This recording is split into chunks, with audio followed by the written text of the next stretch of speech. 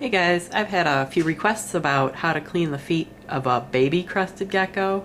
I've shown you how to clean the feet of an adult, but it's a little bit more fiddly work doing the same for a baby. Sometimes people are a little bit more hesitant to touch or mess with the babies too much because they feel that they're much more fragile than the adults, and I can understand that. It's really pretty much the same as with the adult. You do the same steps. It's just you're dealing with a smaller animal. This little guy has provided me a chance to show you guys what to do because he stepped in his food last night and it's dried and caked on his feet, and that sticks his toes together a little bit, and it makes it so that he has a harder time climbing, sticking to surfaces. The reason you want to get stuck food off or stuck shed off of his toes as soon as you can is because if you leave it on his toes for a long time, as he sheds, that shed skin might not come off, and it'll constrict around his toes or maybe his tail tip if that's where he's having the problem, and eventually it could constrict it right off, acting like a little tourniquet. So you want to get that stuck food off of his feet, or if it's stuck shed, you want to work with that. What you want to have, just like last time, is a little Tupperware type container. I'm just using a deli cup for right now. It's got some holes poked in the sides with a lid. You'll want a few Q-tips and some paper towel. Just a little bit of paper towel, you don't need a lot. And some lukewarm, room temperature type water.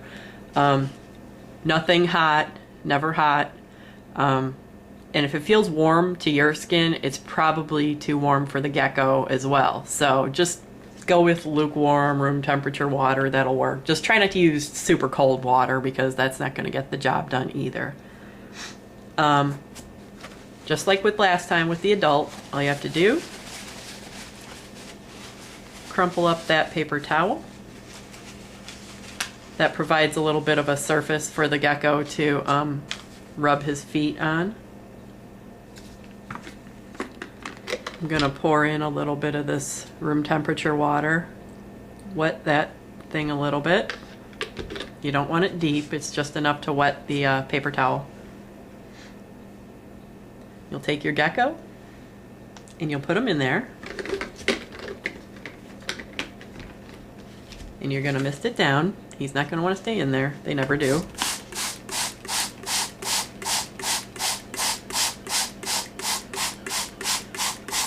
Mist it down well. And you're gonna watch out for his little toes. You're gonna put the lid on.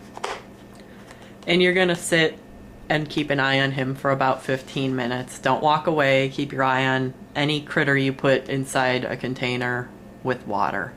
About 15 minutes, 20 minutes, somewhere around there. Just enough to let his toes get nice and moist walking around on the paper towel.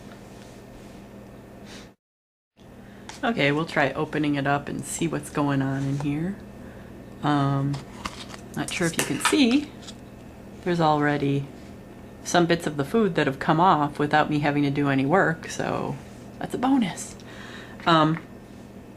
You can just wet the Q-tip a little bit. You can even do some of this without taking the gecko out of the container, which can make things a little bit easier on you. You just start swabbing it a little bit. Stuff comes right off.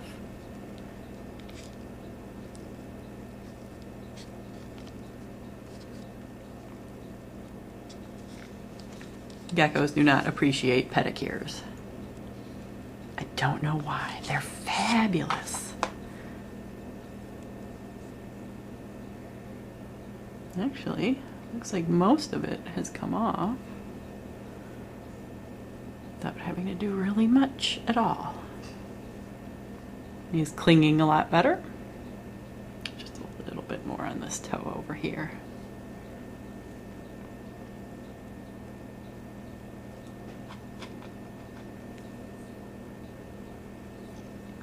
And sometimes you'll get some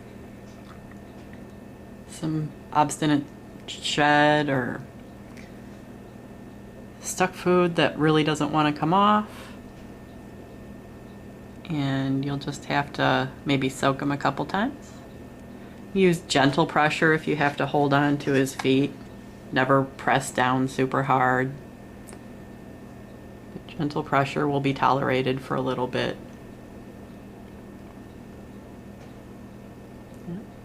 Everything's looking good. And he can use his little toes again. That's awesome. That's all you have to do. Easy stuff.